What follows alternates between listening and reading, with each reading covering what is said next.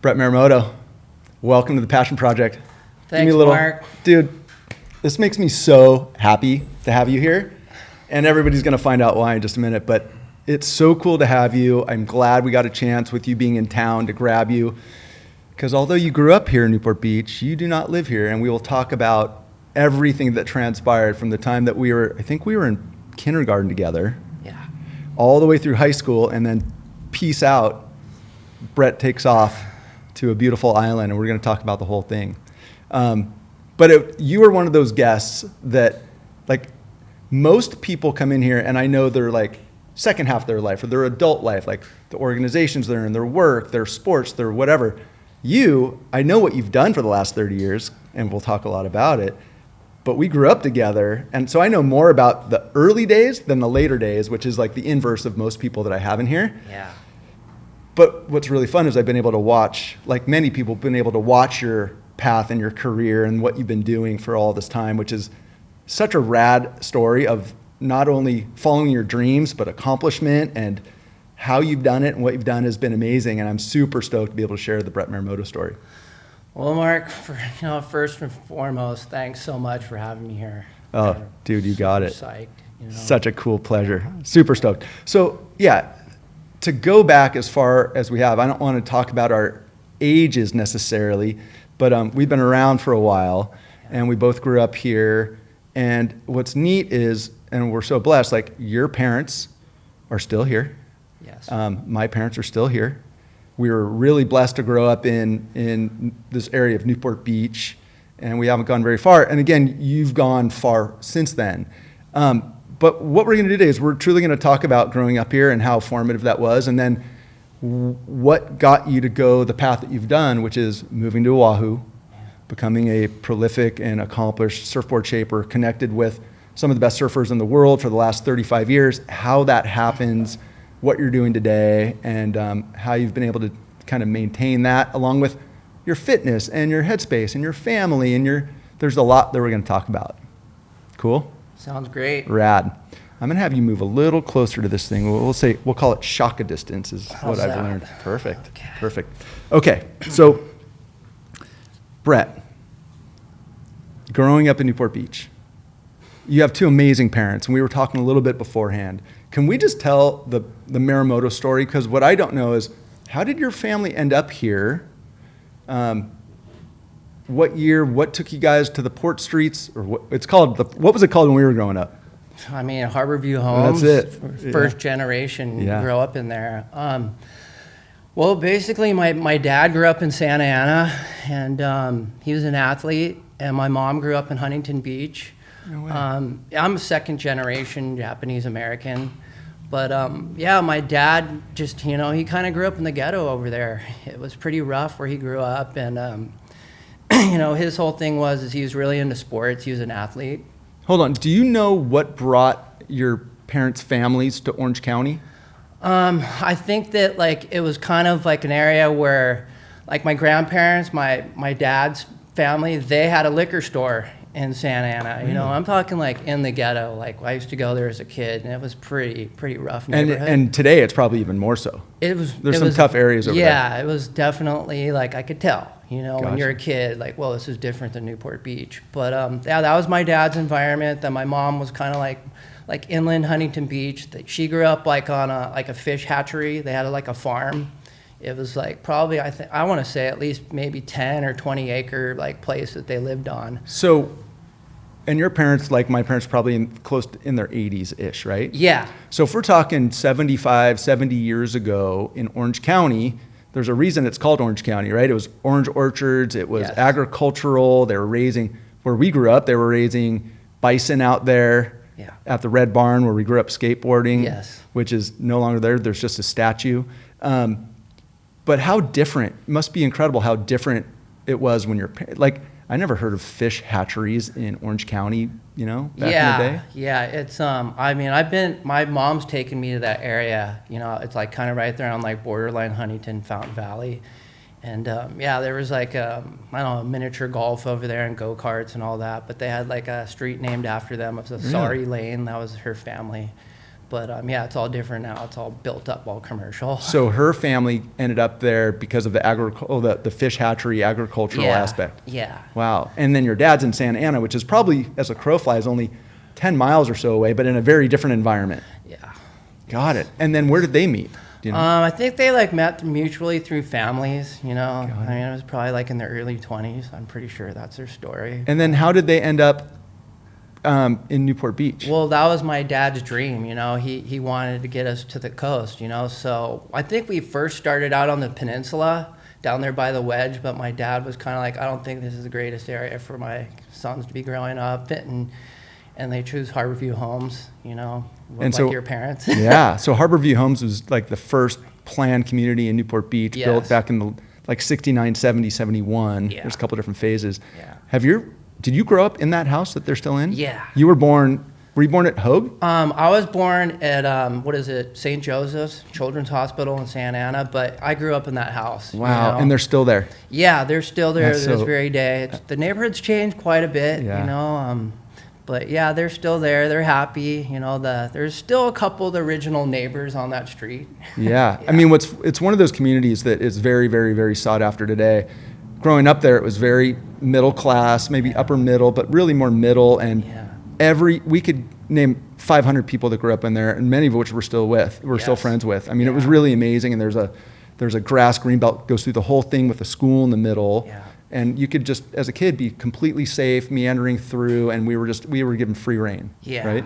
I think we were lucky back then because, you know, you had Harborview Homes with all the port streets and stuff, but there were still a lot of the fields left, like you were mentioning the Red Barn, that awesome drain that we had to skate over there. And like, you know, that whole zone now, it's like there's a freeway paved through there. Yeah, you for know, sure. and even the hills up above, it's all been developed, but we had it good back then, definitely. Yeah. I always say that, you know, when we were growing up, Newport Beach, Laguna, Irvine were all freestanding.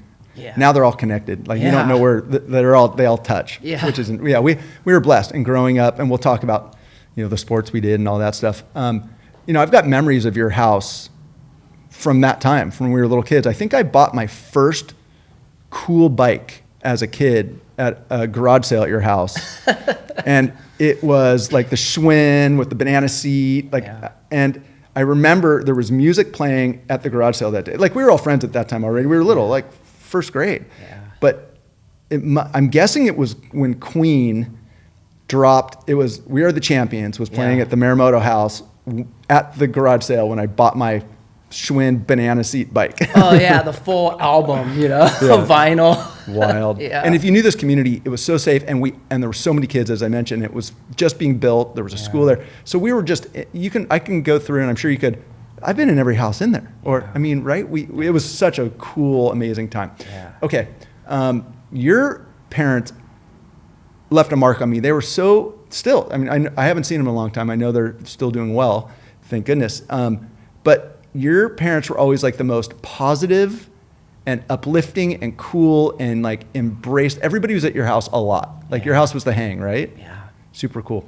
One of the things about so Joyce and Tom, your dad was a coach. You were starting to bring up sports. Let's talk about your parents, or at least your dad, when it came to he's been hyper focused on sports his whole life, right? Yeah. Can you talk about that? Yeah, my dad, from early on, he was always like really involving me and my brothers in like team sports, you know, and you know, he didn't want me to have a lot of free time during the summers because, you know, I was kind of a little rascal. He didn't want me getting in trouble, but we always had team sports going on, whether it was soccer, basketball. I mean, we did some swim team, you know, I did some water polo, you know, there was always baseball, football, and everything. But he always really involved us with that, and that was kind of something that he grew up on.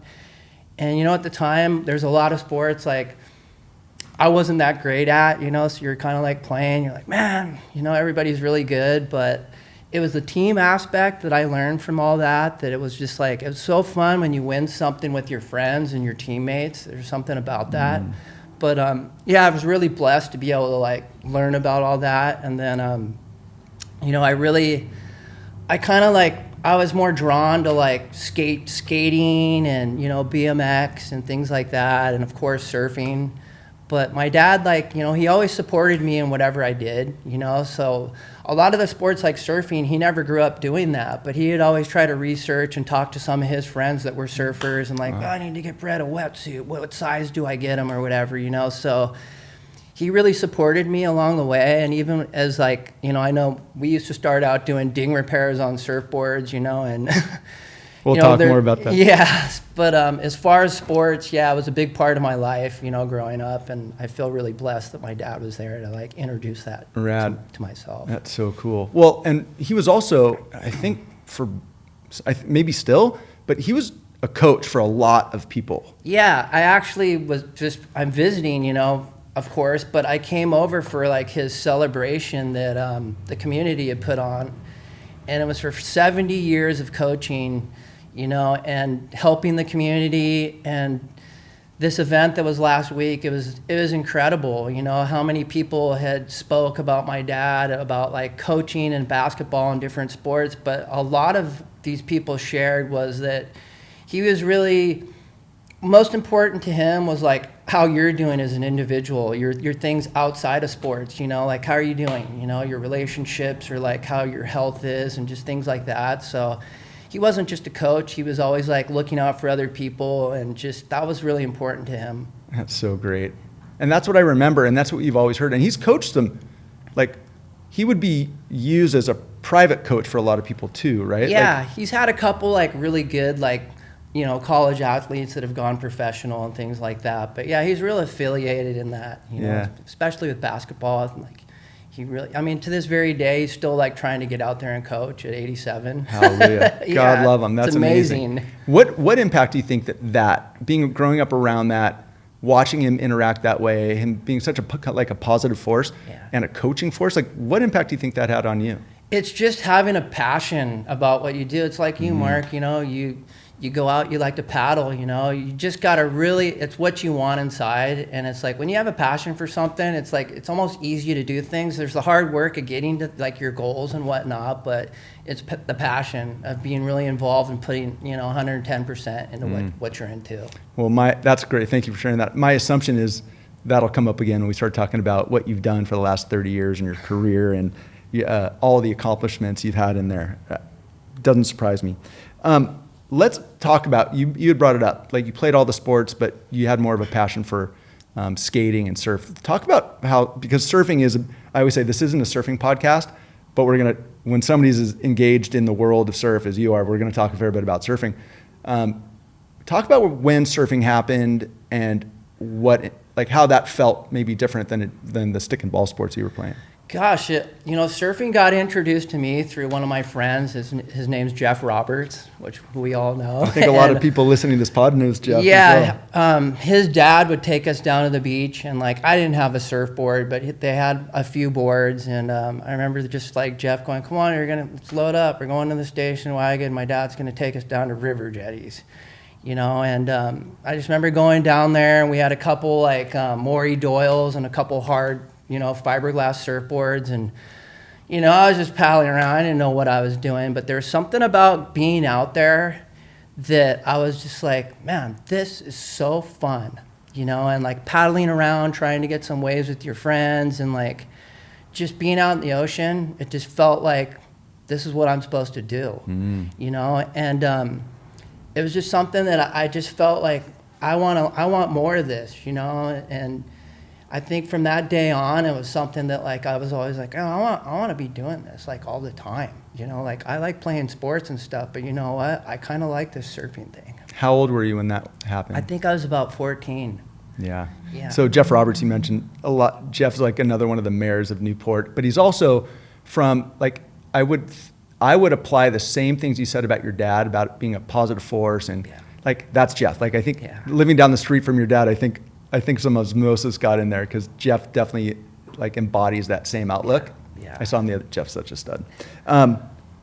So we all started surfing together around that time. Yeah. We're all about the same age. We're all the same age. But there was a handful of us, and we would ride bikes, and it was the good old days. We could just take off early in the morning. I would ride at like 4:30 in the morning with socks on my hands. I always used to tell the story to meet up with everybody down at the beach. It was really a pretty magical time. Yeah.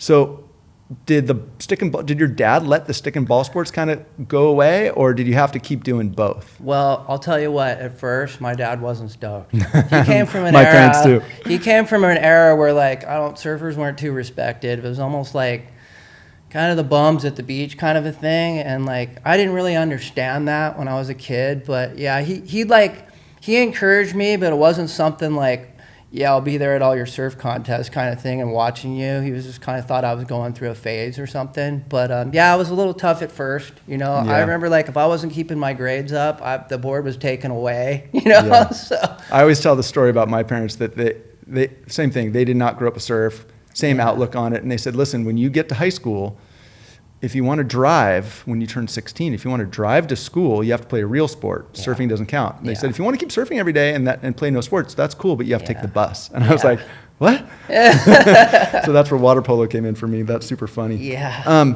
Talk about what it looked like going forward. So you're falling in love with surf. You have to keep your grades up. Parents aren't loving it, but you know. Yeah, Where'd it so go? I was, I would say throughout junior high, I was really involved in like the water polo program. I was kind of in a junior program and kind of like training with the older guys. And I think I had a chance to probably play in high school. And that's kind of like where my dad really wanted me to go. My parents were really pushing for that. And ninth grade starts popping around and I had to make a choice.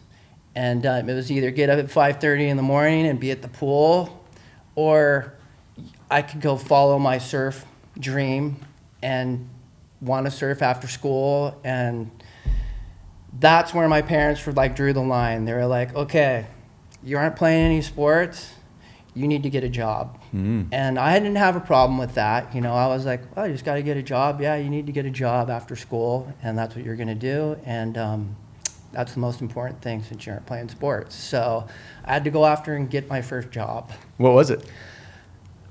You really want to know? I do. I had to work in an ice cream shop. It was over by Gilson's, and yep, I think one of our friends, Jeff Netzer, worked over at Gilson's moving the carts around. But yep, I was at Bud's Ice Cream, and that was my first entry job was there. Listen, my parents, everything was a job. I raised my kids the same way. I've followed suit. Like, everything's a job. Yeah. Tit for tat. If you keep your grades up, this happens. If you don't, this happens. And I actually think it's a really wise move. And to get us working that young, I got my first job was at Surfside Sports at 13. Yeah. Like, we all started young back then. Yeah. Because sports weren't so time consuming back then as they are today. I think that's part of it. But no, I didn't know you worked at the ice cream shop. Yeah, I had a lot of different jobs. It went from there, I think, pumping gas with the boys, working at like, you know, Fresh Pizza down there in CDM. But it really did teach me a lot of discipline on clocking in, and just, you know, my dad always told me, if you got a job, you better be doing, you know, your best. Don't be being all half-assed in there. And so it was just showing up, getting the paycheck, you know, and, you know, it kind of you know, all that working in all these different places that you kind of have these like, you know, not so great jobs. It really helped when I started pursuing my shaping career. Yeah. Well, we're leading into that because, but before we do, the question is, so that working was kind of the key to the castle of surf.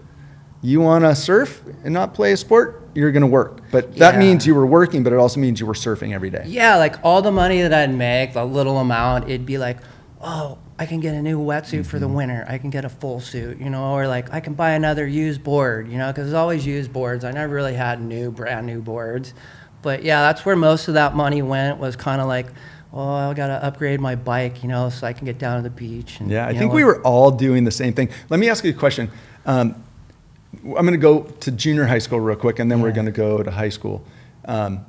Junior high school. I don't know if you remember this, but we got to junior high school, and it went from being like, life was kind of la la la to like, we had some bullying. Do you remember? There was a little bit of me. So here's the funny one. There's Mark Schuline, the Jewish kid. There's Bret Marumoto, the Japanese American. There's Barry Williams, the African American kid. And at the time, like Paul Sutton, the white kid, and there was others. And we had some like early bullying stuff amongst friends happened. Do you remember that? Yeah. Just gnarly. Well, listen, I'm glad that we're all still friends and we worked there. But I think I learned a lot from that experience. It wasn't long lived, but I don't know what the catalyst was, but some shit was going on in our lives, and we're like, how did this happen? So I'm really attuned. I don't know if I'm attuned. I'm very much aware of the impact because it really was harsh, kind of gnarly. Yeah, you know? Do you remember that stuff? Yes, I do. Junior high, I had a lot of fun, but there's a few friends that like, yeah, we had some interactions and things like that. Weird. But the great thing is that a lot of those guys, or you know, that maybe we had some little trips with, ended up being the football players or the jocks that were like turned out being pretty big guys. But guess what? We ended up being really good friends later on in life, you know. And even though we had those bowling kind of things, like I really became friends with a lot of those people later on. So it's something I can look back on and be like, wow, you know, that was kind of a shit phase that I went through, but yeah, it was a learning thing. Yeah, you know? I looked at it the same way, but it definitely left a mark. Like I remember that clearly, you know, super interesting. Okay, more fun. So we get to high school, we're all surfing a lot. We started a little thing on the side of my parents' house, side of my house. What were we doing? We're fixing boards. Do you remember what we called it? Gosh, Mark. It was called Inner Shapes. I remember. And we spray painted. So this is like a little outside alcove on the side of our house, and we spray painted. I think my parents were like horrified, but we spray painted like we fully tagged this inside of this block wall fence at my parents' house, and you and I were fixing boards outside. Yeah, I remember that. That was good fun. And we did it for a couple years, and then I moved on, and yet you stayed the course. That's where it all started, was fixing boards. And, you know, I did have a neighbor in Harborview Homes, Paul Sutton's brother, Steve. He was an avid surfer back then, a little older than us. But I remember, like, hanging out with Paul, and one day rolling up into the garage over there in Harborview Homes, and his brother's in there with foam dust all over the garage. It smells like this crazy smell that I've never smelled before because it was the resin, right? And he's in there. He had shaped a board on one of those Black & Decker workbenches, and he's in there glassing a board, resin all over the floor on the concrete. No way. But I was like, "You're making a surfboard?" And he's like, "Yeah, this is how you do it." I went down to Hannafin, you know, down there by Blackie's in Newport, and he'd got a blank and he'd shaped himself a surfboard and had the fiberglass cloth on it with the resin. And I was like, wow, this is bitchin'. That was your first experience with just seeing, you know, the process, just everything and like hands-on, where I was like, wow, that's cool. Like, I want to learn more about this. This is happening. Rad. Well, I told you before, and I always, like, my goal is to uncover stories that even people that know you really well wouldn't know. Like, I had no idea because we grew up in Paul's house, like, but I didn't remember that. That was it. And like, you know, we were all fixing dings, and we were like, you know, learning about the catalyst, not kicking it off too hot, having hot batches, like, whoa, Mark, it's smoking or whatever, you know, and like our parents, hey, put the lids on those cans of resin, we don't want a fire or something, you know. But that's kind of like my first introduction to actual like shaping, you know, just full backyard in the garage, you know, that kind of got me stoked. So we're going to talk about graduation and what happens then, but did you start building boards or doing some more of that stuff in Newport before high school was out? Yeah, I probably, you know, I think by the time I got into 9th grade, I'd probably attempted it maybe 3 times, you know, ripped off fiberglass off an old board and like kind of shaped down a board to nothing, you know, just playing around with the foam, thinking I was shaping a surfboard or something. And then, you know, you could get second blanks at Hannafin back then, you know, for like $25 or something. Really? So I would just go in there, and I didn't really know what I was doing. I just kind of just mess around. But yeah, once high school came upon us, that was like kind of where, like, I guess you could say the story started, where I started to like seek it out more to learn how to do it. Okay, let's go. I want to hear it. How did it start? Because this will lead us all the way into the second half. Yeah, well, of course, my dad was always had a hand in like, what are you doing? Well, it's all the foam dust in the garage and things like that. And he was like, well, I think I need to take my son to like a real factory and let him like, you know, let's go seek this out and see if we can like get him to learn some skills. And so I think my first place I ever went to was Robert August's shop. You know, we'd seen him on like the Endless Summer, right? So my dad told, let's go find this guy, you know, we're gonna go down there. And so sure enough, we're at Robert August's shop, right? We go in there and like, he's there, and I'm like, wow, that's the guy from the Endless Summer, you know? And he was really nice. He let us check out his shop, and, you know, he was kind of tripping on us a little bit, like, who is this kid? You know, I was young. And he was like, yeah, well, if you want to learn how to shape, it's $2,000, you know. And like my dad was kind of like, maybe we'll come back next time, you know. Like we just wanted to kind of like see your factory and whatnot. So after that, leaving that factory, I started to understand like, well, you know, I need to get the proper tools to learn how to shape, and you know, I need to get these templates that you use to like draw the board out, and some of the Surfform and the sanding tools and all these things. So I started starting to figure out like, well, I'm a real beginner, you know. But at that time, you already knew that you're like, I want to do that. Yeah, I was like, this is cool. Like I don't know. I just loved being around the factories, and like I was just like, this is like so cool. I want to be able to like really be able to like pursue this, you know. And like I think I want to be a shaper. So it was just a lot of trial and error from there, you know, still like getting blanks. My dad built me a shaping room in our garage in Harborview Homes, which was just amazing. How old were you at that time? I think like that first room that went up, I had to be around 15, and he made me a room because he wanted everything kind of like clean and organized. Yeah, just housed in a thing instead of the dust going all over the garage and everything. So he kind of made me a nice little shaping room. He had a friend that came and framed it up, and we made a basic shaping bay, right? And I painted it blue, got some good racks. You know what? Let me just stop for a second. Like, I didn't know that. I don't know how I didn't know that, but I mean, that's incredible. And not to mention, here's your dad who really didn't believe in surfing, but he sees this passion in his son. And as long as you're doing what you're supposed to do as far as working, et cetera, he not only supported it, but like fully jumped in with both feet to support you. Yeah, it was like we took up like a good portion of the garage with this room, you know, and it was loud. When I get the planer out there, like it was echoing through the walls of the house, but they were down, you know, they were just like, oh, Bret's having fun in there. So I'd set up my little shaping room, and then I think my first real decent shape that I was like, all right, this thing's like looks straight, doesn't look too lumpy. Like, I need to go get this one glassed at a real glass shop.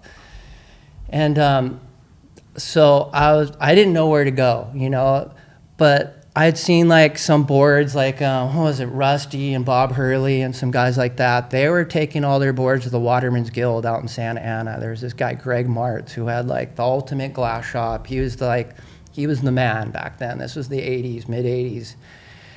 And I was like, Dad, I got to take my blank over to like Waterman's Guild. You know, this is the place. So I like looked up the address in the yellow pages and we found it. So my dad drives me over there. I meet Greg Martz. He's just a classic glasser in there with like all these boards, you know, going as Rusty, Hurley, all the big names back then, but super nice. And he's kind of looking down at me like, whoa, who's this kid? You know, and so I'm looking at the board and I could tell he was kind of like, whoa, that thing's pretty crude, man. But he's like, yeah, we'll glass that up for you, you know, and you know, he kind of, well, you want to put this kind of glass on the bottom, telling me how to do the correct like ounces of glass and stuff like that. But Greg Martz was like pretty legendary glasser, you know, for that time and even to this day. He's retired, but I was really lucky to get to meet him because he kind of took me in, and he always tells me, the day I saw you walk in, I knew that like there's something about you, right, you know, and that's kind of where I started seeing like a professional like way of making boards, was like going in there and looking at all the boards, and then, you know, I was just hacking away making my own little shapes for some of my friends, but I'd take them through there. Rad. How cool is that? We were talking earlier and you talked about, like, I always say proximity is power, but like who you surround yourself with. But it sounds like from an early, you have the support of your dad, and then Greg Martz? Yeah, Greg Martz. Martz. Yeah. And I think it goes on and on. So going through high school, do you know how many boards you shaped during that time in the garage? Gosh, I probably got to about, I would say by the time I had graduated high school, I maybe had 50 or 60 boards, you know, something like that. Just full beginner phase still, you know. And were you doing them for other people or for yourself? It was all for like myself and like our friends, you know, the ones that really had a lot of faith in me. Yeah. Like they'd get ones and like, was this an asymmetrical tail? I thought I ordered a swallow, but it works good, you know. Right. So it was like just a lot of our good friends. It's just, you know, there's good guys and they're like, we got to back them. Right. You know? And I'm guessing by that time, you were starting to build some skill, right? Yeah. You know, the one lucky thing I had growing up here in Newport was that back then Quicksilver was like just the top brand, right? And like I had, through one of our friends, I got a sponsorship and I got to ride for them. So it was always like free board shorts and cool, you know, all the Quicksilver gear. And Danny Kwok was the master of marketing there, and he ran the team, and I became friends with him.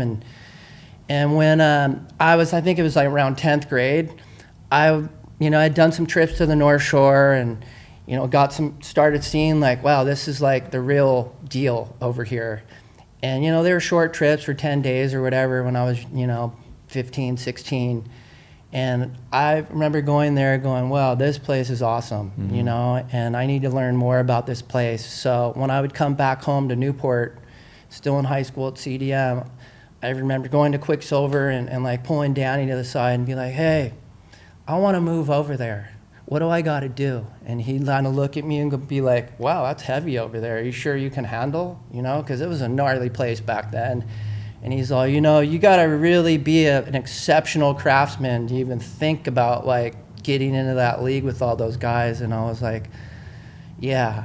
You know, and he's like, you better start practicing, you know, go buy wave tools, go check out Greg Pouch and Greg Giddings, and, you know, start taking notes, kid, you know.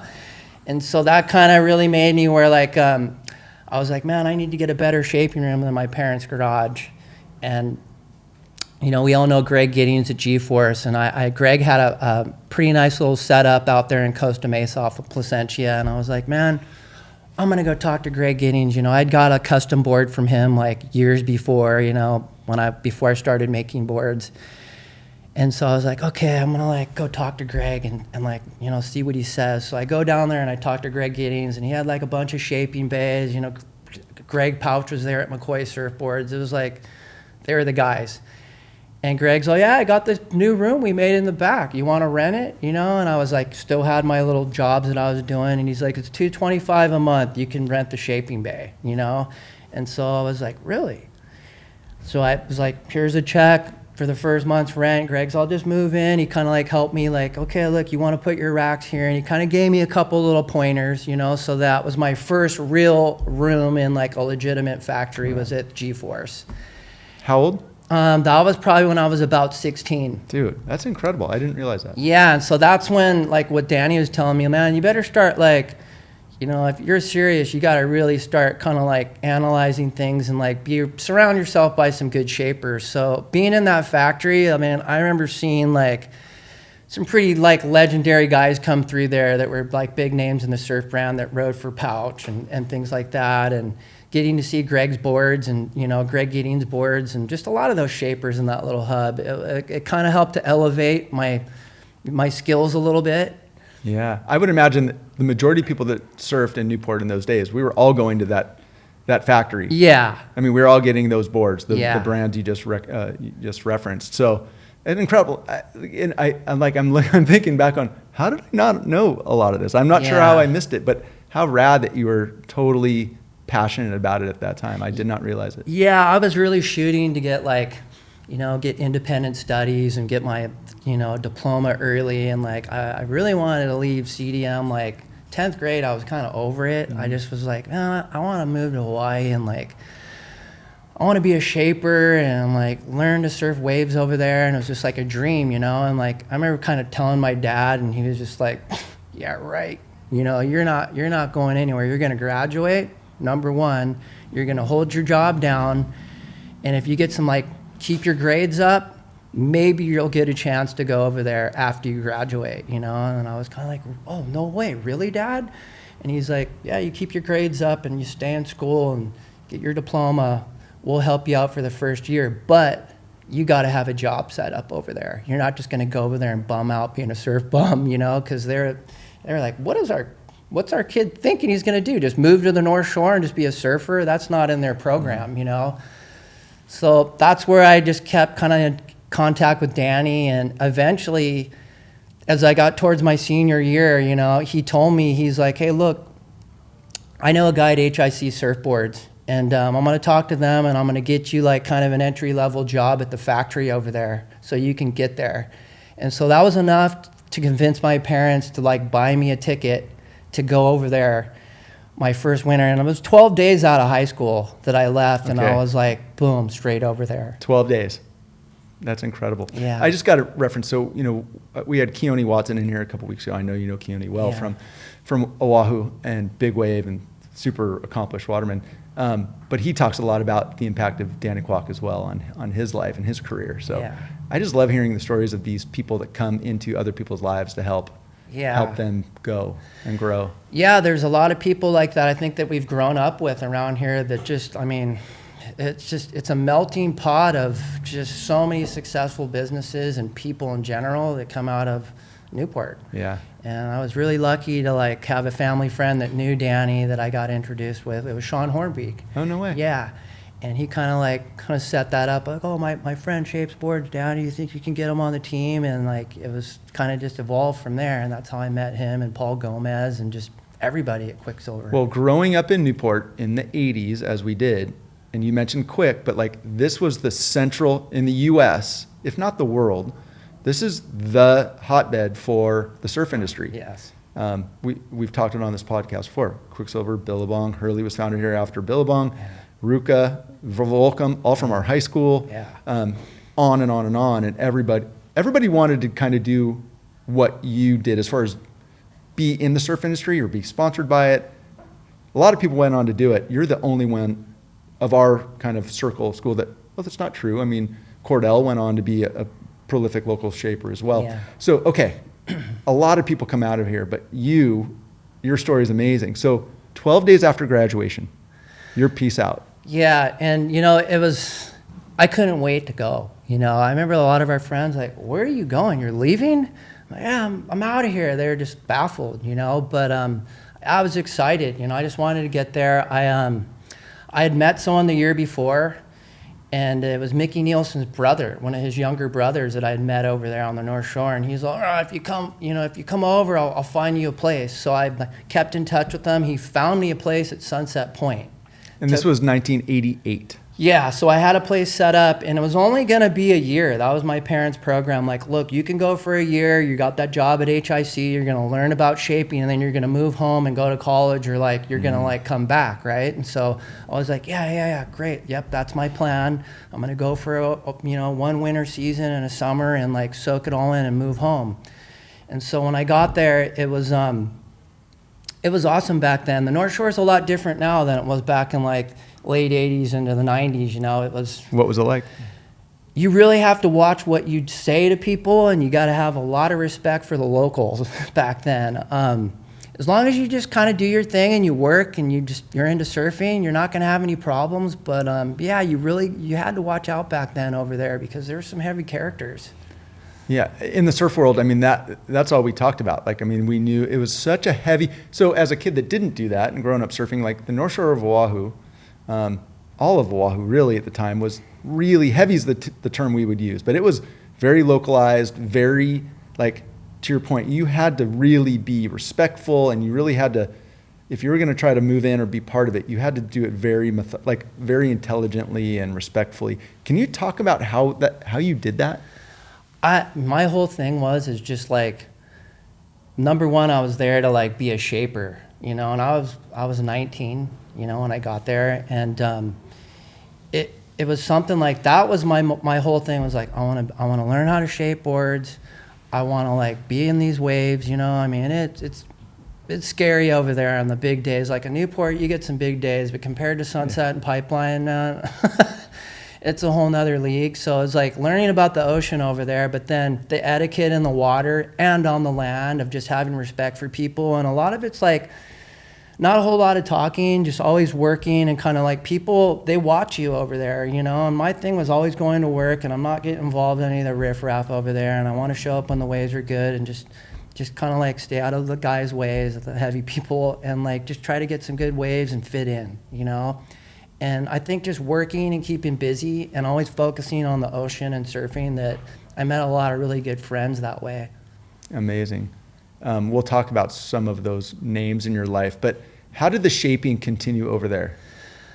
At first, it was like, I got to HIC, and like some of the top shapers, there was like Jason Magdalena's dad, Sino, and Chuck Andrews, and a few of the shapers at HIC.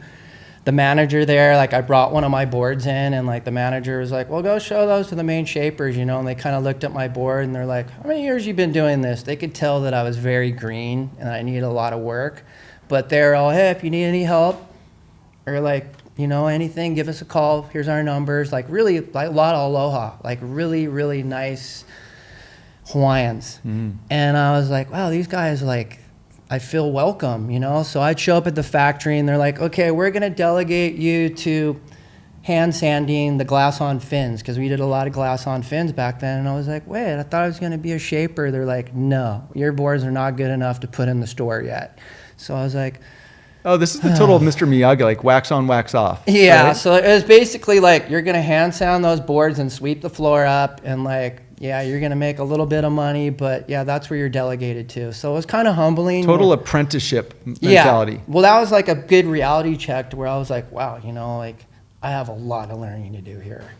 So that's kind of where it started, you know, was just in there, you know, like. And I would imagine fitting in wise, everybody, that's, you know, a lot of terms for that area, but the 7 Mile miracle, because of all the world-class waves, and in the winter, that's where the whole surf world goes. And that's the kind of the everything still today of the surf world when it comes to high performance big waves, North Shore of Oahu. But I'm guessing most people go there to surf. Very few go there, especially back then, to shape. And I'm guessing all the guys out there surfing, that's where challenges probably come about. But when you're working with your nose down, you're making friends with the shapers that are all local, and you're doing the work, and you're not getting in the way, and you're not trying to like compete out there to the same degree. I'm guessing that was helpful. Yeah, it really, it helped a lot being in the industry, you know, kind of like working in the factories, and then, you know, you're working with just workers among workers, you know, and they're all surfers. So I met a lot of good friends through that, kind of just working my way, and like, you know, went from HIC, and then I had like transitioned to other like factories, but I still had to like get, like I worked retail in like a wetsuit shop, you know, like Excel wetsuits back in the day in Haleiwa. Like I still had to like have a regular job to like, you know, pay my rent and get by. So the board thing was not paying the bills yet at all. Wow. So walk us through what those first, I don't know, however many years of doing this kind of apprenticeship while you're working retail, and then you get to the 1 year mark, and how do you convince your folks? Like, what is the next couple, what's it look like? Okay, well, I got through it that first year, right, at HIC, barely making any money. And then, you know, I was working in that retail shop. The year came up, and like my parents are like, okay, are you coming home? And I was like, no, I'm not coming back. And they were kind of, what do you mean? And I was like, no, I want to stay here. And they're like, that's not the plan. You're supposed to come home. And they're like, well, if you're going to decide to stay there, then you're going to be paying your rent, and you're going to have to figure it out on your own. And it was a big reality check right there, you know, where I was like, oh, okay, I don't want to go back to Newport. Like I just, you know, I'd already made some friends, and I just loved it. I love the Hawaiian lifestyle.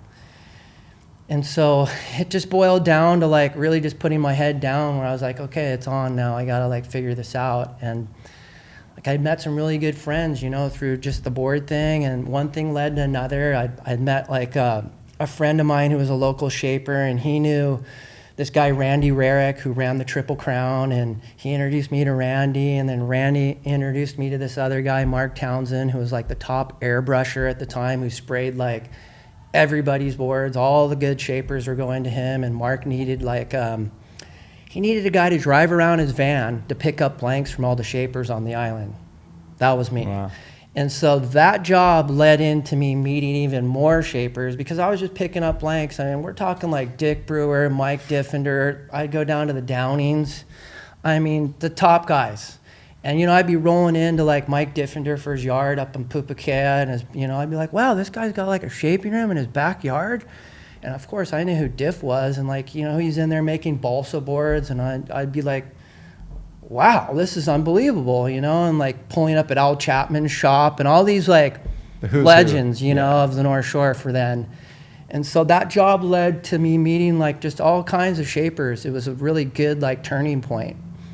Rad. And how long, and this will lead us into when you start actually shaping, but how long did it take doing that formative stuff, earn your, earn your way through it. How long did that take? That was like a good, man, I would say that took at least 3 to 5 years before I could because at HIC, that only lasted a year, and then it was like, I wasn't going to hand sand fins in there and get fiberglass on me and be all itchy. That wasn't my thing, So I kind of focused on working for Mark, driving the van around, and then having my retail job. And, I started rolling up at places like Town and Country, Surfboards, and I started meeting some of the people there.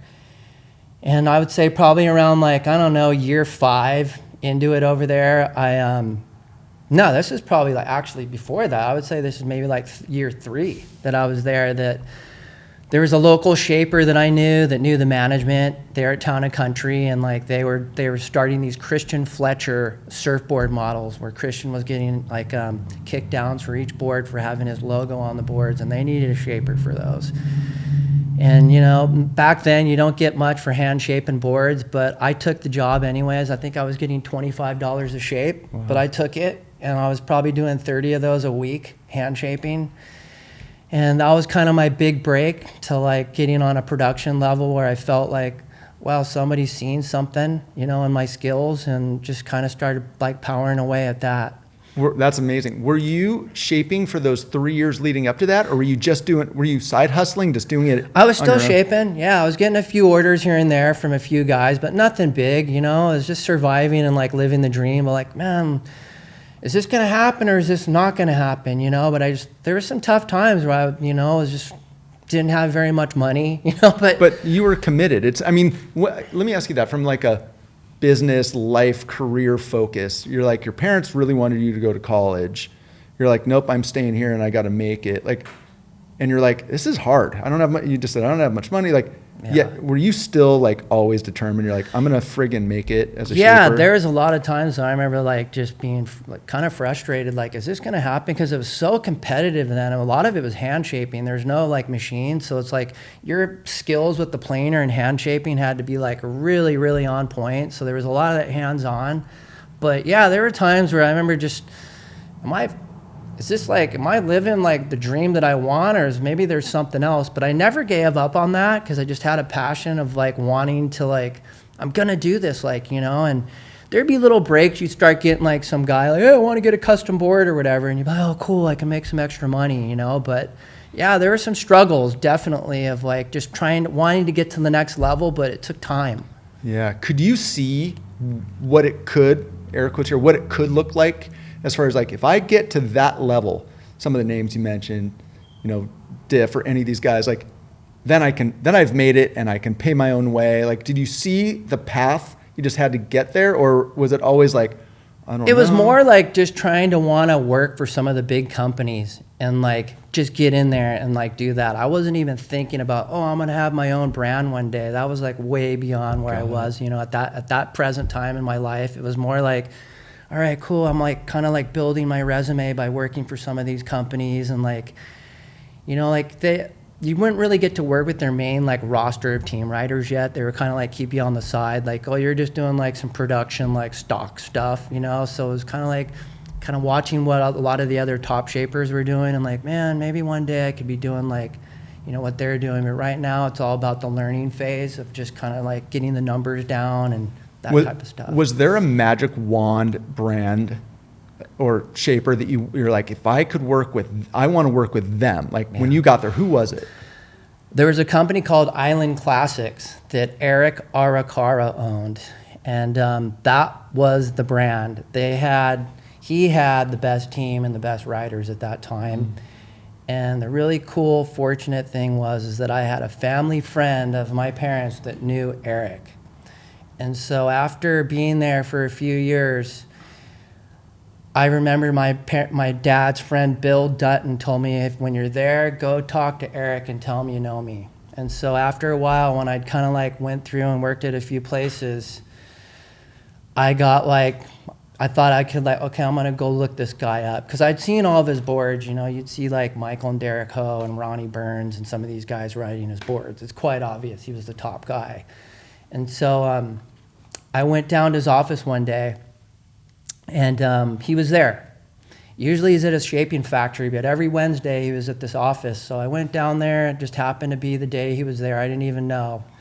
And I told him who I knew, and he was like, I could tell like that was important to him, who I knew. And he's like, really, how do you know Bill? And I kind of told him the story about my parents, and he's like, well, I'll tell you what, why don't you come down to my shop in Haleiwa this coming week and come watch me shape some boards. And so I just left there all stoked, like, wow, I'm going to go down there. And so a week later, I set up the time with him. I go to his factory. He had like a shaping room in Haleiwa at this place with like Bill Barnfield owned this factory. And the first day I'm there, you know, Eric's like planing out boards. I'm checking all of his stuff. Master craftsman, just blown, you know, couldn't believe the kind of things he's doing with his tools and like just the way he shapes and all that. But I remember him telling me, yeah, there's some guys coming down to check their boards out, you know, and he's like, just wait here. And so I wait in a shaping room, and the next thing I know, it's Michael Ho. Wow. Yeah, just rolling in to check out his board, and like he introduced me to Mike, and like they went over the board, and I could tell Mike was very particular about everything about the board. Like he even made Eric take down some of the rails and things like that. But of course, we all know Michael Ho with the broken wrist winning the Pipe Masters, so that was like one of my heroes. And I was just, well, I'm in the right place, you know.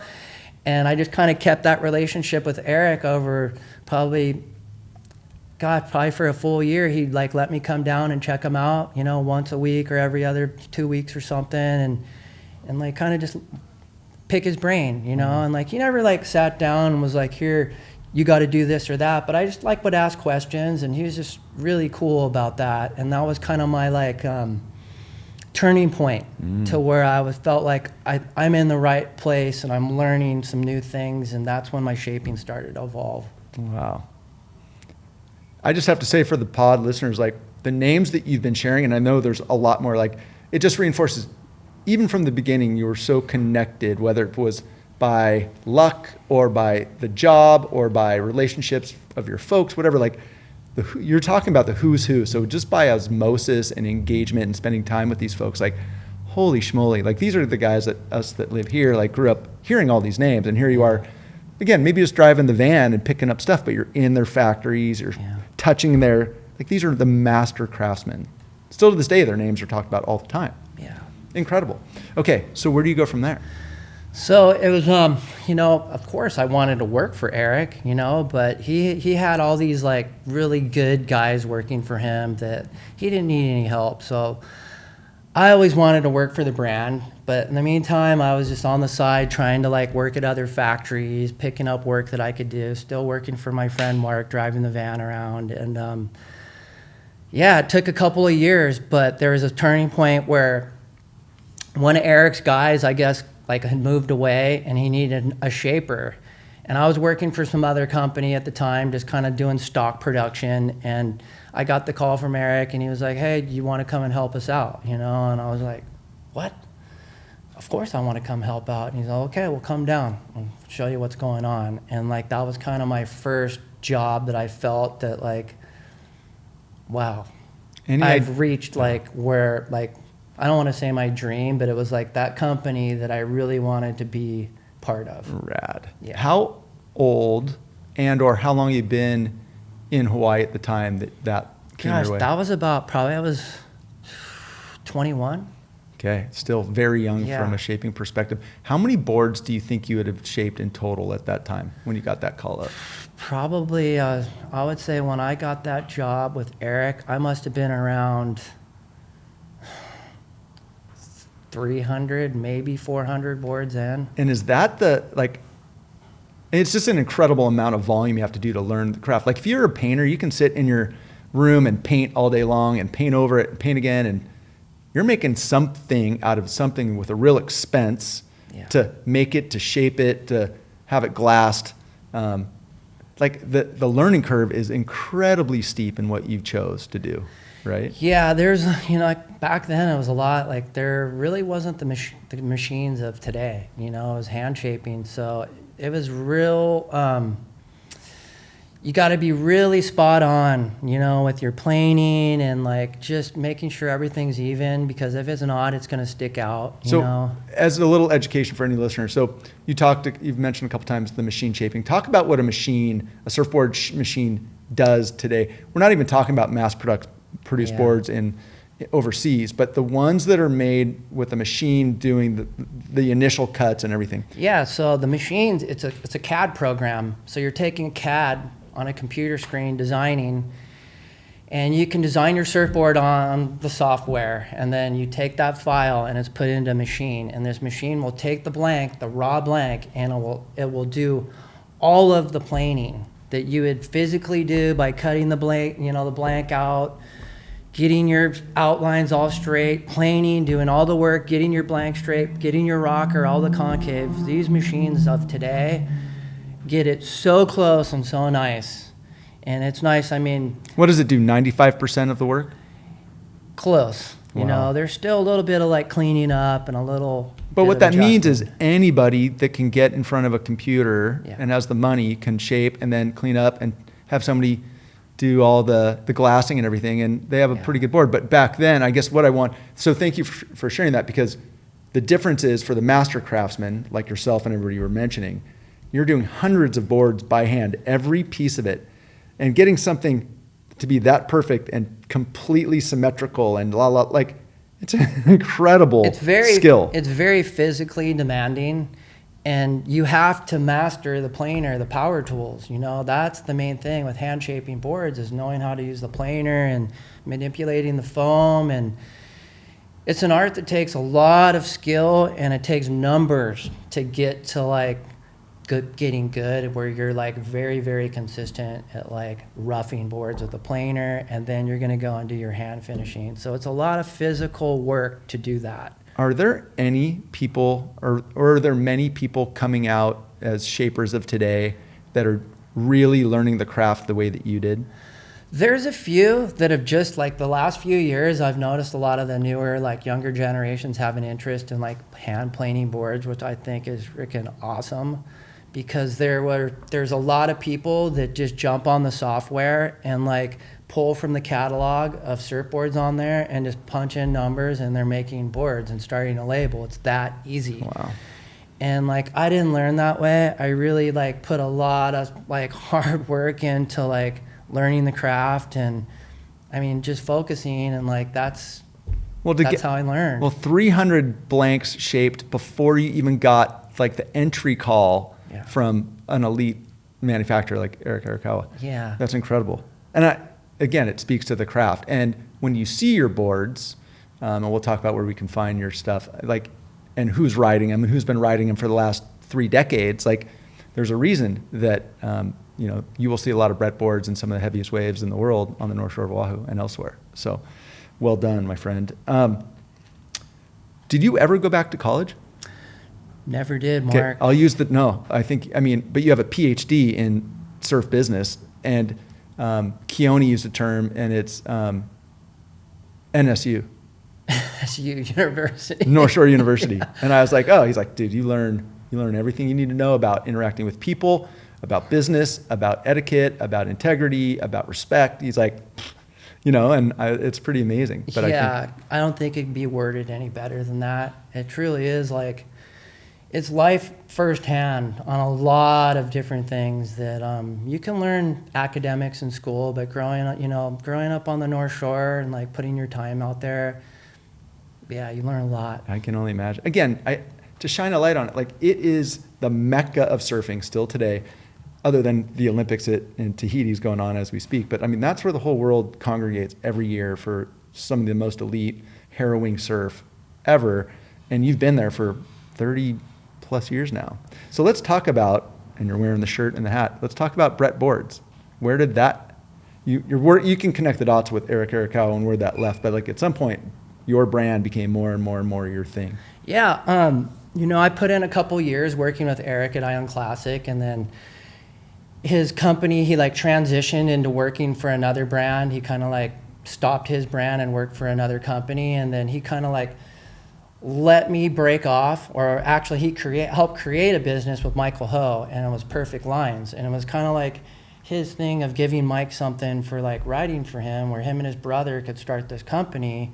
And then they were kind of like, I was already making boards for them. I got to meet them through Eric and some other friends, and so I was already making boards for the Ho brothers, and it was like, okay, look, we want Bret to be the shaper. And so I kind of went with them, and we did that for a few years, you know, and like kind of learned the ins and outs of the business. It's tough. It's not an easy thing to do, especially like if you're, you know, you're the surfer owner, you know, and then the business side, that's an entirely like different thing. But it was fun, you know, but after a while, like, you know, Mike, he's always pursuing his surfing career, which I totally respect, but I kind of was like kind of getting like, wow, I think I could maybe go and like start my own label. And so after like Perfect Lines, like they just kind of went like, I don't know, they went in a different direction. And then I was still helping out making boards for them, but I kind of pursued my own like brand.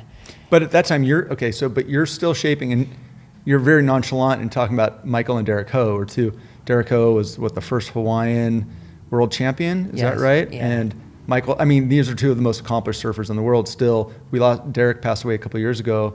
Michael and his kids are still like in the limelight all the time. Incredible surf family. Yeah. And you were shaping their boards at that time. Yeah. All right. So you would, at that point, you're like, I made it.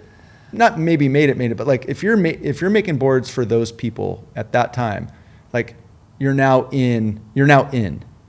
It was right? awesome. I met Mike through like one of my friends, and then Eric, of course, because they'd see me at the shop. But yeah, it was like from the first board I made for Mike, he was all stoked, and the next thing I know, he's like, "Hey, you ride dirt bike? Let's go ride trails." Mm-hmm. And I was like, "For real?" And he's like, "Yeah, let's go meet up at my brother's house, and we're gonna take you trail riding." And I was like, "Wow, this is unreal." And that's beyond, you know, like doing other things besides just surf, you know. It was like, "Hey, what's up? Come hang out. We're going to go take you to Ala Moana Bowls and stuff like that." So that was like hanging out in the big leagues with the boys. Is that when it really turned for you?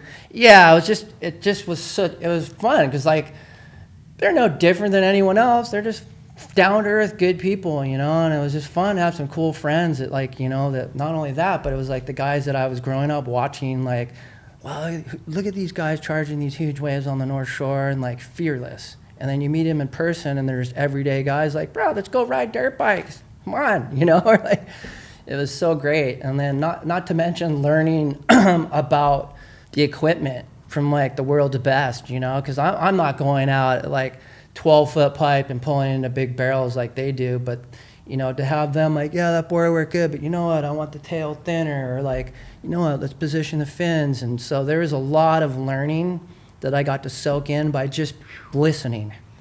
Who else? That's incredible. Who else? Yeah, what better feedback can you get? Yeah, the Ho brothers surfing the North Shore, pipe, etc. on my boards. Like, where else are you going to get better feedback and more accolades and recognition than like, oh, those guys are on a Bret board? Oh, like holy moly. So who else is in those days? You're still like 22 at that time. Yeah, you right? know, that really opened up the door when people sure. see you with when those guys are riding your boards. Of course, everybody started wanting to get boards and things like that. But yeah, for that era, I would say it was like, you know, Tom Carroll, Martin Potter, Sonny Garcia. Were they all riding your boards? They got boards from me at the time. Way. They all had board Sure. sponsors, but those were the guys that would come around like, hey, what? Let me get a board, you know? So that's kind of what the territory, what it comes with. And then Larry Rios, just so many different good like guys from that era that, I mean, I was just so fortunate. So you're using names that people may not recognize, but you're talking iconic, whether they're iconic like more underground Hawaii or world champion people, Australian, South African. I mean, you're talking people all over the world converge there and they're searching you out, and other shapers, but they're searching you out and getting like, dude, that's incredible. Yeah, it's the proving grounds over there. It truly is. And that's what it's referred to all the time. Like if you want to make it if you want to make it in pro surf, you have to make it there. Yeah. And it's not easy, and it's heavy on 87 different levels, right? Yeah. Well, I think for shapers, it's the proving grounds too. If you can make great boards for Newport, but your boards don't work in Hawaii, you're not going to make it very far. Yeah. But on the flip, if you can make boards that work under the best feet of the world, surfers at pipe, you can make a board for Newport or anywhere else, right? I try my best. Dude, well, clearly it's worked. So when does the Bret label happen? Well, I would say the label, my brand, I think what really excelled it was when Derek won that world title at Pipe in '93.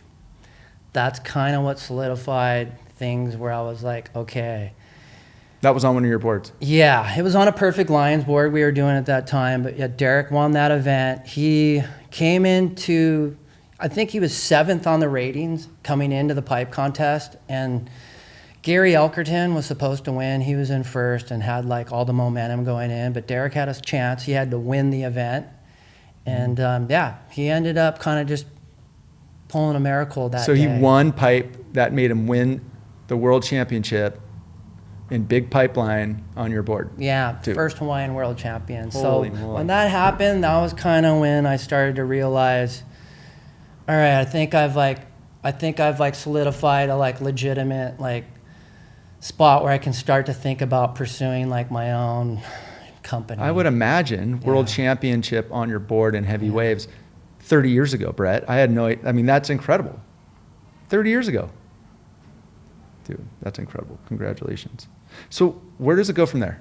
You're like world champion board builder, master craftsman status at that point. You've probably shaped, I don't even know how many boards at that point. How many boards have you shaped in your life? Can you guess? God, I would say probably, I think hand-shaped, I got to be around 10,000. And then computer, I would say I've got to be around total 14 to 15,000 boards shaped. It's I unbelievable. would assume, you know. I lost count. Yeah. But, well, you know, I think of the term like 10,000 hours makes someone an expert in something. Yeah. It takes more than an hour to shape a board. So master craftsman Bret Marumoto, I mean, you're in pretty rarefied air of hand shaping over 10,000 boards. That's incredible. I mean, you could really put your name right up there with very few people. Yeah. That's rad. I love that. Talk about share where that's taken you and how it's been. Okay, so once like all that stuff happened with like the world, like Derek doing all that, and I, you know, did the company with like Michael Ho with Perfect Lions, and I kind of transitioned into doing my own thing. You know, big trips to Japan. I mean, I've done a lot of trips, go over there and just basically, I call it slaving away, but just go in their shaping room and I'd go hand shape 10 boards a day, 90 boards in like 8 days or something. Well, you're doing that right here, right now, right? Yeah, but not like these power trips that I used to do where I'd go to Japan and just grind. knock them out, you know? So I did that for many, many years. That was a door that opened. And Did they just love your brand over there, or was it just a big opportunity? Yeah, it was fun. We did my brand. I did some other brands there, but most of the trips, it was always my own stuff. And it was really fun going there. I love the culture, and you even got good waves there, but they treat you good and you make good money, and you just go over there and power out, go to Dusty Shaping Room. But had a lot of good trips there, and then I went to Europe. I've been to France and like shaped over there at the Rip Curl factory doing my label, and I remember Simon Anderson was in the factory, and I got to spend some time with him. He took me surfing and stuff, and surfing like super fun beach breaks in France, and that was like amazing to be like, Simon, like, come on, let's go, let's load up, let's go Simon surf. Anderson, the founder, the creator of the thruster, Yeah. Tri-fin. Yeah. So it just took me around the world, you know, getting to shape in all different kinds of locations, and then, of course, pursuing like the surfer's dream, going to Indonesia, Tahiti, all kinds of really good places and locations, and getting to shape in different parts of the world, and just following my dream pretty much. It's incredible. You have a lot of people that have ridden. I mean, you've already talked about, you know, like the Hoes and a lot of people, and some of the traveling pros. You also have you've always had a good stable of local, maybe underground, but not underground on the North Shore, but underground on the world stage. But you always have good people riding your boards. Yeah, I've been really lucky to just kind of had a good network of friends that like, you know, friends of a friend, you know, I remember like Bruce and Andy getting boards from me, the Irons brothers, and, you know, it's just through friends. You just happen to be in that group. But I've always tried to focus on finding like the good talent on the North Shore, you know, and I've been really blessed to be around a lot of talent, you know, seeing some of these younger kids come up and then, you know, help them out with some boards, and then as they grow up, and some of them make it as a pro surfer, they stick with you and they kind of ride your boards. And so I've been really, really lucky to see a couple generations of that now. I know some of them, but I'd love for you to share some of those names. God, one of my favorites, like, and he's one of my best friends, would probably be Kalani Chapman, that I've known since I think he was like 8 when I first met him. And I was friends with his brother, Sean. Sean was 14 when I first met Sean Briley. That's Kalani's older brother. But yeah, two amazing surfers. But Kalani, you know, I've just seen him grow up from a very young age on the North Shore, and it's not easy. There's a lot of like distractions that take like really good talent, and some people take it in the wrong direction. But he always kind of stayed on that good path through like good guidance from the community. And yeah, he's even a shaper now. Really? His uncle's Al Chapman, but I got to watch Kalani like and helping him out from a very young age, and like yeah, he made the pipe finals, and it's pretty awesome to see that. Yeah, and there's a long list. I mean, like you have a great feed on Instagram, and we'll share what that is. It's pretty easy. It's Bret Boards, right? At Bret Boards. And you're very good at sharing what you do, both from a creation standpoint, your artwork I want to talk about in a minute, and incredible waves of incredible riders that are on your boards, like the stuff that, I mean, it's just, you have a great feed. I think again, how you do one thing is how you do everything, right? So like your skill as a shaper, your skill as an artist, which we'll talk about right now, and it translates really well into what you post online. So if anybody's interested, you follow this, and it's just beautiful stuff. Imagery, the boards you're making, who you're making them for, super cool. And you had, I think, mentioned earlier something about the artistic side of it. You worked with somebody that was like the master airbrusher, but you do an incredible job with you do all the hand paint, the painting on yours. Do you want to talk about that real quick? Yeah, I had a really, really great opportunity to work with probably one of the best airbrushers, I think, in the world, this guy, Mark Townsend. And if Mark's listening, I just have so much respect and big thanks to him, because he really taught me a lot, you know, about art and like even just your approach to spraying boards. And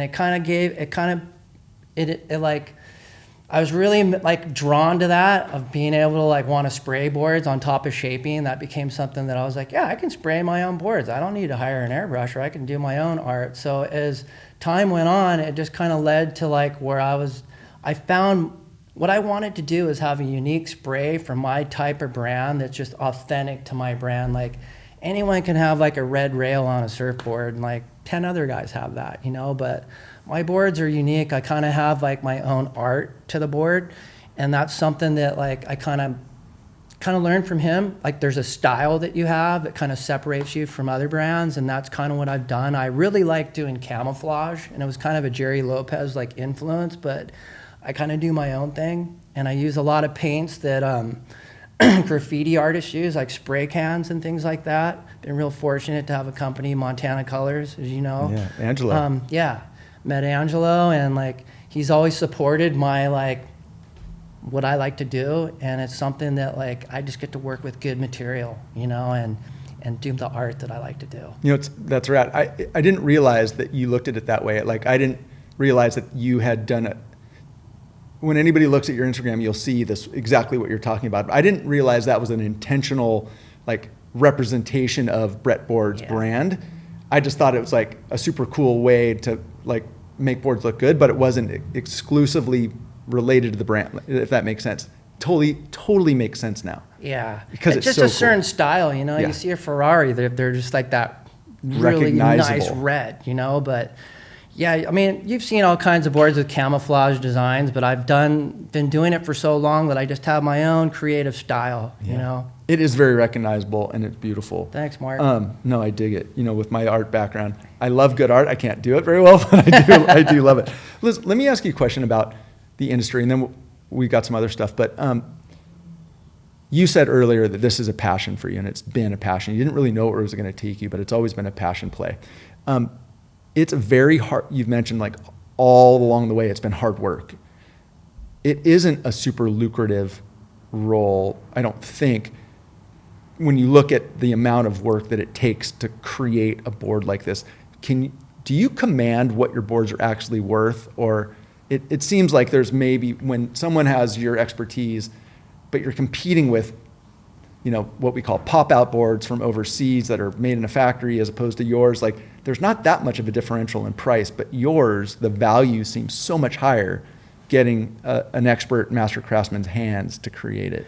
Yeah, you know, Mark, the one thing that I've always tried to focus on is like, I want to be authentic, And I'm not going to be the guy that's overseas popping out China boards and like, you know, that's just something I don't want to do. You know, anyone can go over there and make cheap boards and bring them back here and make a big markup, but I've always wanted to just have an authentic product, and it's quality over quantity. Right. I'm not worried about big numbers. I just want to do quality work. And when, you know, like if you get somebody that's coming to the North Shore, and like it could be an everyday surfer or it could be a professional surfer, but they want to go and like get the wave of their life, I want to give them some equipment that they're confident to do that.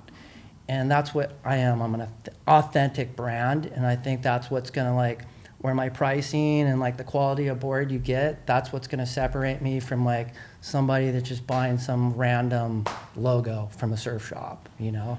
Such a healthy, rad way to pursue it, be authentic. Yeah. Are you using that, your experience and your mindset, are you mentoring other people, young gun shapers? Yeah, I've had a few like younger kids approach me on things like that. You know, the first thing I always say is I'm like, go get that planer and hand shape some boards, because that way you're going to touch every piece of foam on that board, and it's going to give you a better idea to designing a surfboard. Yeah, incredible.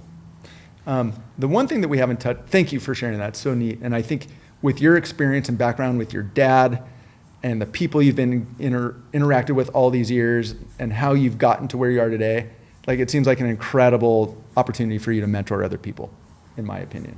Like who better than you? Yeah, there's nothing, I love like sharing with other people the craft of building boards. Because people did it with me, you know, and I just, if I can leave an impression on someone to like get them to like want to make their own board, and it goes further than that and they become a brand themselves, awesome. That's the way of the world, right? That's what it takes. That's so great, Bret. You would be world class at that. Real quickly, we talked about, you had mentioned some of the things you do on the side. You talked about motocross. You've been doing that a long time. Earlier, you shared with me that you've been staying busy with jiu-jitsu. I also know that like you're still a big snowboard turkey. Like every winter, it looks like you're doing strategic strikes. Yeah. Are you still into all that stuff? I love snowboarding. That's like the winter time. It's like forecasting surf. I'm looking at those apps like, oh, look, here comes the storm. I know about the powder buoy in Hawaii to like, once it hits that, then you know to go hit the mountains. Really? But yeah, I remember like kind of going maybe like once a year, and I had like one snowboard and like thought it was great. Now I'm going like 2 or 3 times a year. I think I might have like 8 snowboards now. I got like a quiver of boards, and I really know my equipment. It's so much fun. It's just another like aspect of surfing without the crowds. That's really fun. Yes, which is great. I mean, you think about if you live on an island and where you're on the North Shore, like in the summer, in the winter, world class, big, heavy, but in summer it's pretty flat.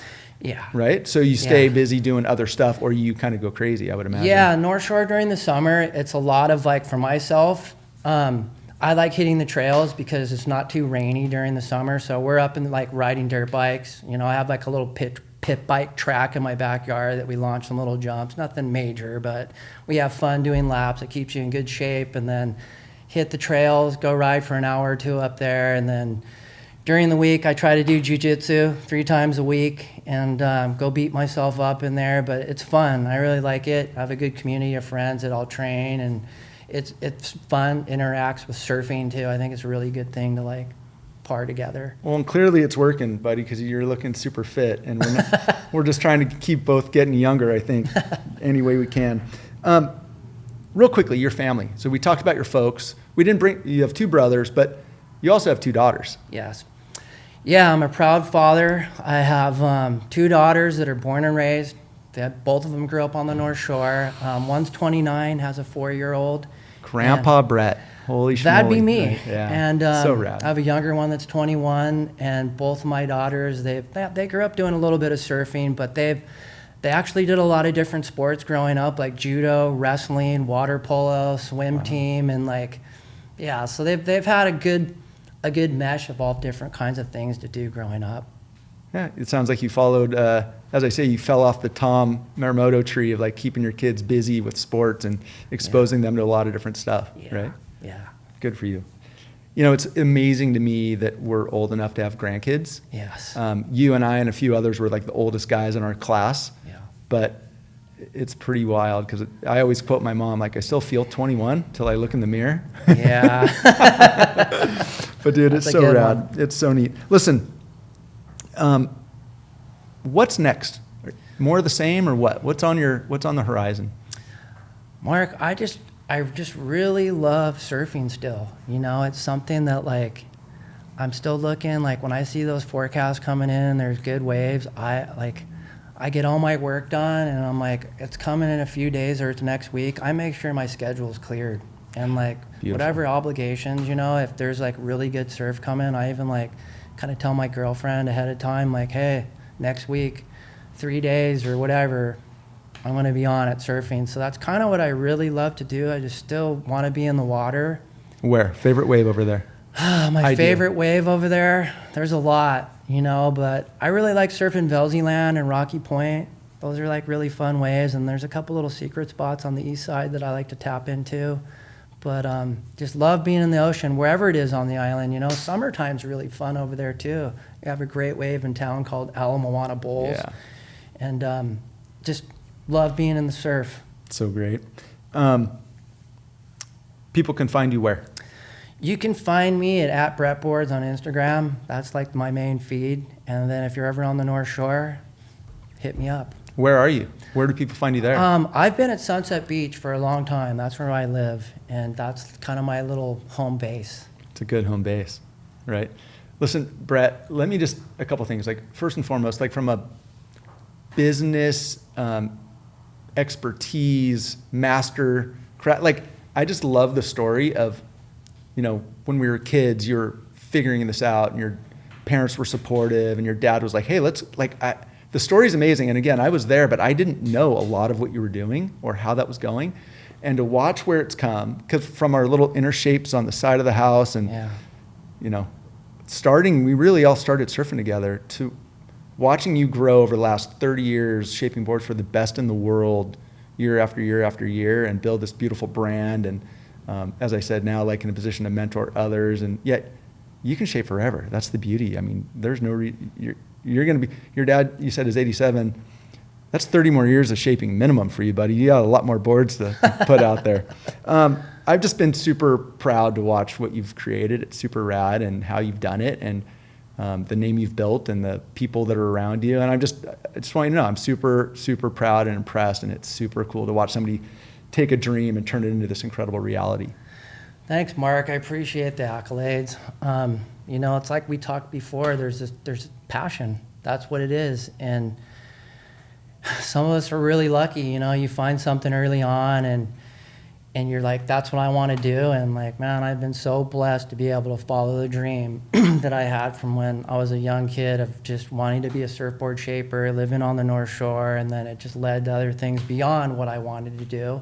But it's just being passionate about what you do and taking care of your body as you get older. As we know, you know, you got to really be on it as far as like taking care of your body. If you want to start surfing into your older age or whatever it is, training jiu-jitsu, paddling, any type of sports, it's just really being on point and knowing like pick and choose your battles the correct way is what I always say. Yeah. I think it's a great way to close it, buddy. Listen, Bret Marumoto, Bret Boards, longtime friend. I'm a longtime fan. Super stoked. Thanks for being here. Really proud of you. Thanks, Mark. You.